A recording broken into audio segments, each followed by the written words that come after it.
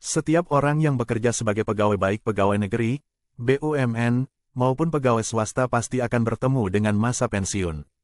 Biasanya, orang yang mengambil masa pensiun dalam rentang usia 55 tahun hingga 65 tahun. Sebelum pensiun, tidak jarang beberapa orang menyiapkan unit usaha terlebih dahulu agar dapat menjadi sumber penghasilan sekaligus penghilang penat saat sudah berada di usia tidak produktif lagi. Tentu saja di usia sudah tidak muda tersebut diperlukan jenis usaha yang tidak memerlukan banyak tenaga.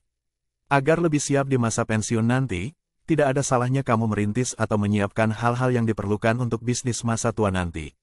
IDN Times merangkum beberapa bisnis setelah pensiun yang dapat kamu geluti untuk menyambut hari-hari setelah tidak bekerja kelak.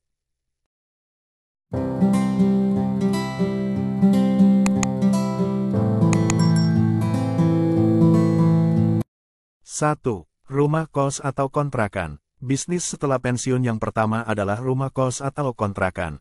Untuk memulai bisnis ini, sebaiknya melakukan survei tentang potensi usaha ini di lingkungan sekitar terlebih dahulu, seperti wilayah dekat kampus dan perkantoran. Untuk mempersiapkan bangunan rumah kos atau kontrakan memang diperlukan modal yang tidak sedikit. Kamu bisa menggunakan dana tabungan atau pesangon dari perusahaan untuk keperluan ini.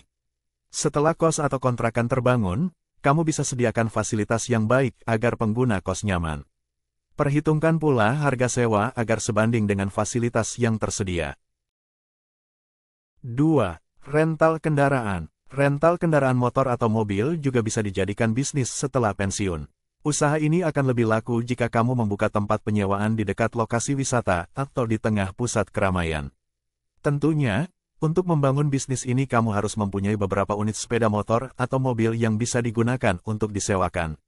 Jika kamu tak memiliki kendaraan, kamu bisa membelinya dengan sistem kredit maupun tunai. Agar bisnis kamu profit, kamu perlu melakukan promosi. Dengan promosi yang tepat, kamu akan mendapatkan pelanggan setia. 3. Bisnis waralaba atau franchise. Menjalankan bisnis waralaba atau franchise menjadi satu lagi usaha yang kekinian dan cocok untuk para pensiunan. Hal ini karena kamu hanya perlu memantau agar bisnis ini tetap menghasilkan profit. Selebihnya, tugas-tugas lain akan dijalankan oleh karyawan. Untuk memulai bisnis franchise, kamu bisa memilih dahulu, bisnis waralaba apa yang ingin dijalankan, apakah makanan, minuman, atau hal lainnya. Modal yang diperlukan untuk menjalankan bisnis ini juga relatif kecil. 4. Peternakan atau perkebunan. Usaha ini sangat cocok dijalankan apabila kamu tinggal di kawasan pedesaan. Pasalnya, peternakan dan perkebunan membutuhkan lahan yang cukup luas. Untuk jenis peternakan yang bisa kamu jalankan, antara lain, ayam pedaging, ayam petelur, sapi pedaging, sapi perah, bebek, hingga burung kicau. Sedangkan perkebunan, kamu bisa mulai dari kebun-kebun kecil terlebih dahulu seperti kebun buah atau sayur. Peternakan dan perkebunan tentunya memiliki keunggulan dan kelemahan masing-masing, bahkan cara menjalankan usahanya pun berbeda-beda. Untuk itu, sebaiknya kamu berkonsultasi dengan orang yang sudah berpengalaman di bidang ini. Pelajari juga target pasar yang tepat untuk menjual hasil ternak atau kebun tersebut. 5. Toko kelontong. Toko kelontong seperti warung juga bisa menjadi bisnis setelah pensiun yang bagus untuk dijalankan. Target pasarnya tentu saja masyarakat yang ada di sekitar rumah. Bisnis ini tergolong mudah dijalankan karena bisa dibuka di rumah sendiri.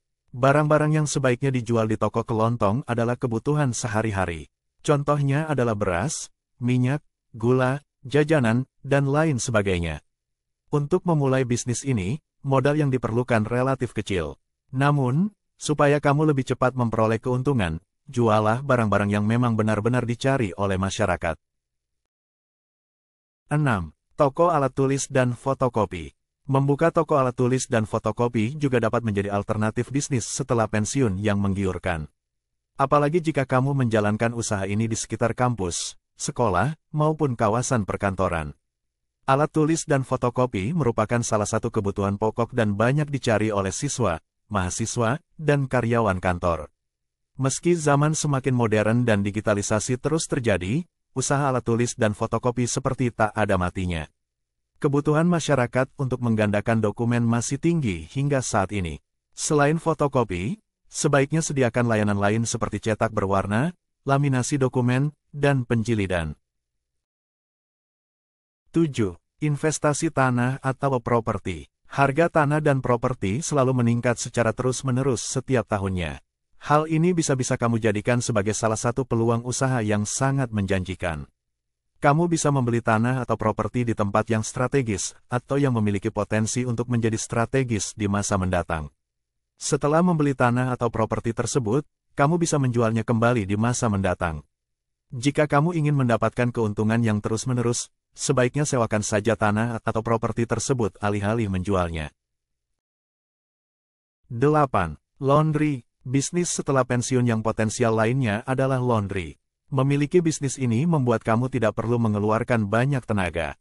Kamu bisa merekrut karyawan yang memiliki kemampuan untuk mencuci, gosok, dan merapikan baju. Tempat paling cocok untuk membuka usaha laundry adalah di wilayah yang terdapat banyak rumah kos mahasiswa atau karyawan. Perlu diingat, jika kamu menjalani usaha ini, pastikan kamu dan karyawan adalah orang yang amanah. Jadi, saat nanti ada kerusakan baju atau kehilangan, kamu bisa bertanggung jawab. 9. Digital printing. Contoh bisnis setelah pensiun selanjutnya adalah digital printing. Percetakan digital sudah menjelma layaknya jenis usaha yang tak pernah mati. Sampai saat ini, masyarakat masih tetap membutuhkan jasa percetakan untuk berbagai keperluan, seperti mencetak undangan, kemasan, stiker, dan banner. Untuk memulai bisnis percetakan, kamu perlu menyiapkan mesin cetak untuk berbagai keperluan. Sebelum memulai bisnis ini, sebaiknya kamu lakukan riset terlebih dahulu untuk mengetahui minat dan kebutuhan masyarakat akan produk percetakan. Rekrut 1 atau 2 karyawan untuk membantu pekerjaan di unit usaha ini.